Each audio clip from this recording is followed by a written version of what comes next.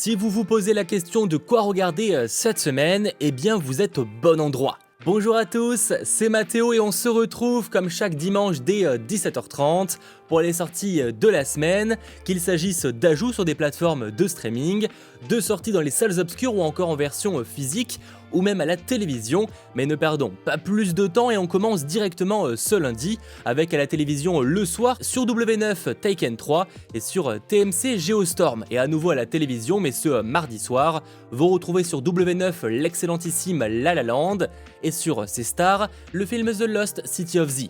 On passe alors sur Paramount Plus avec la sortie d'une comédie policière, Corazonada, la légende du Mexican Dream.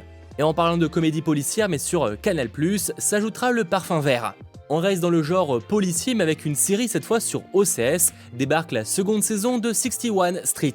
Et pour les fans d'anime sur ADN, retrouvez la première saison en VOST-FR et VF de Gunslinger Girl, mais aussi la seconde saison ainsi qu'un OAV en VOST-FR. Et en parlant d'animation, mais ce mercredi dans un genre totalement différent, sortira le nouveau DreamWorks dans les salles de cinéma. Ça s'appelle Ruby Lodokraken et c'est sur une jeune ado de 16 ans qui vit paisiblement avec sa famille. Alors elle sait qu'elle n'est pas vraiment comme les autres, faut dire qu'elle est bleue donc ça commence un peu à se voir, mais va découvrir qu'en fait elle est de lignée royale. Alors pour être précis, elle est l'héritière du trône des Kraken. Le film est un genre de mélange entre les Pixar Luca ou encore Alerte Rouge. J'ai eu l'occasion de le voir en avant-première au Festival d'Annecy et personnellement, je dois l'admettre, je l'ai trouvé assez bateau. Autre genre, repartez à l'aventure une dernière fois avec Indiana Jones et le Cadran de la Destinée, réalisé cette fois par James Mangold à la place de Steven Spielberg, et c'est notamment le réalisateur derrière un certain Logan qui est excellent, ou encore le très bon Le Mans 66.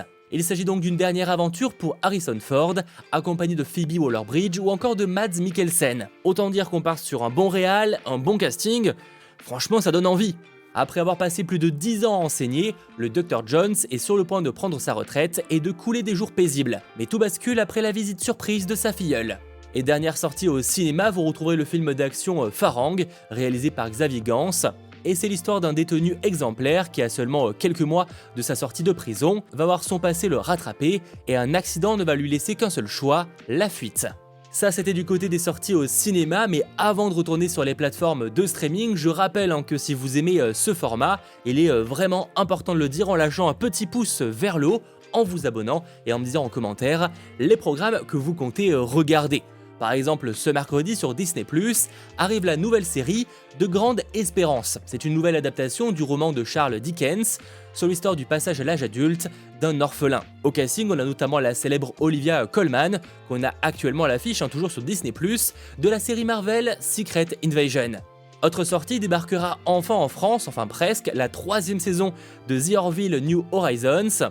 Si je vous dis presque, c'est que techniquement elle était diffusée déjà en France sur la chaîne Warner TV, mais voilà, enfin ça arrive sur Disney+, et c'est sur un équipage qui vit des aventures dans l'espace, dans cette série plutôt déjantée. Au tout début on pourrait croire à une parodie de Star Trek ou encore de Star Wars, et en soi c'est vrai que ça s'inspire de ces grands classiques du space opéra et de la science-fiction, mais ça a vraiment sa propre identité et ça vaut réellement le détour. Pour vous donner un petit peu une idée du genre du programme, c'est créé et avec Seth MacFarlane, connu pour les films Ted, American Dad, Les Griffins, etc. De mon avis, le programme ne restera pas une éternité sur Disney+, donc n'hésitez pas à la voir d'urgence si potentiellement ça pourrait vous intéresser.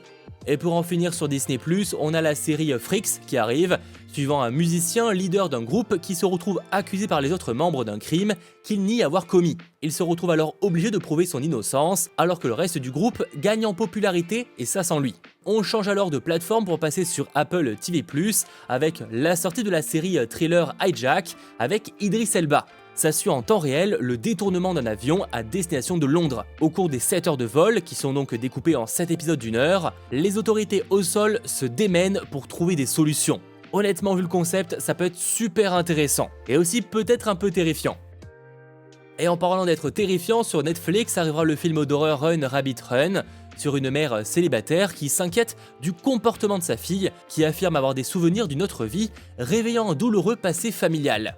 Et à nouveau sur Netflix, mais ce jeudi, arrive un show très attendu, évidemment, la 3e saison, volume 1 de The Witcher, c'est-à-dire les 5 premiers épisodes, et les suivants, eux, arriveront un mois après en juillet. Henry Cavill est donc de retour une dernière fois dans le rôle de Geralt de Rive, et pour rappel, sans trop en dire, Yennefer a récupéré ses pouvoirs, mais tout le monde se met à traquer Ciri. ce qui va obliger notre trio à prendre la fuite tout en tentant de la former.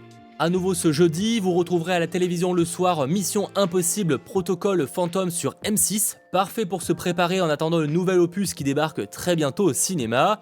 Sur OCS, on a la comédie Placé, et ce vendredi sur Paramount+, débarque une toute nouvelle série, en tout cas les premiers épisodes, de School Spirit, avec Peyton List, qu'on a pu voir dernièrement dans Cobra Kai sur Netflix. Elle y joue Maddie, une adolescente coincée dans l'au-delà, qui va décider d'enquêter sur sa mystérieuse disparition, avec un groupe d'autres élèves qui sont également coincés dans les limbes de leur lycée. Je ne sais vraiment pas ce que ça va donner, mais c'est une nouveauté à pourquoi pas surveiller.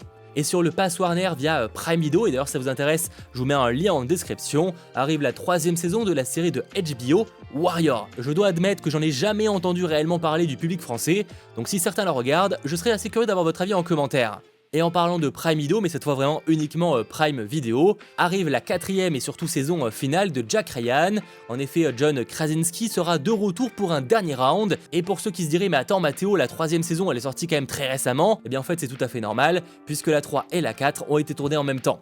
Bref, maintenant directeur adjoint de la CIA, il va devoir enquêter sur la corruption qui œuvre en interne. Cette 4e saison marquera aussi le retour de certains personnages qui étaient totalement absents de la 2 et de la 3, et elle devrait à dernière nouvelle teaser de possibles spin-offs, même si bon là-dessus, affaire à suivre.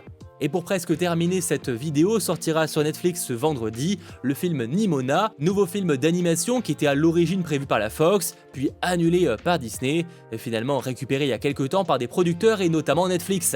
C'est l'adaptation d'un roman graphique où l'on découvre un monde de fantasy assez unique puisque c'est un mélange à la fois donc de fantastique et de fantasy et de science-fiction. Oui, c'est vrai que c'est assez bizarre et unique, mais vous comprendrez en voyant le film.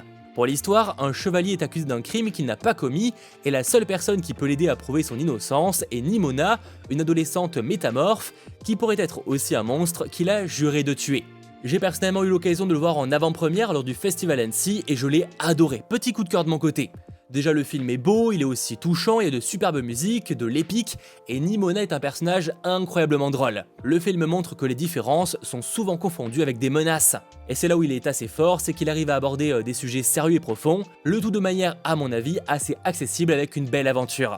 Bon et sinon pour presque terminer, ce dimanche arrive à la télévision sur France 2 le soir le film Mission Impossible Rogue Nation. Et concernant ma recommandation de la semaine, je voulais vous parler de Tyler Rake 2 avec Chris Hemsworth. Alors c'est tout chaud, ça vient de sortir sur Netflix, mais en vrai perso c'était une bonne surprise. Faut pas le voir pour son scénario, clairement pas, mais si vous voulez un bon gros film d'action bien efficace, eh ben en soi le contrat est rempli. Après avoir échappé à la mort de justesse, Tyler Rake doit venir en aide à une nouvelle famille.